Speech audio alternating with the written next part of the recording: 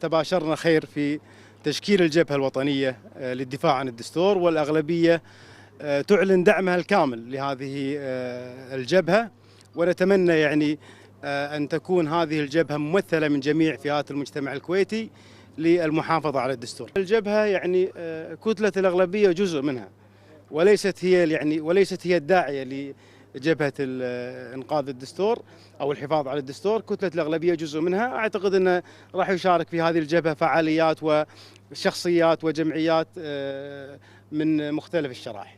تناول الجزء الآخر من الاجتماع هو للتنسيق لاجتماع يوم الاثنين القادم، ومن هنا أنا أدعو جميع الشعب الكويتي إلى حضور ساحة الإرادة.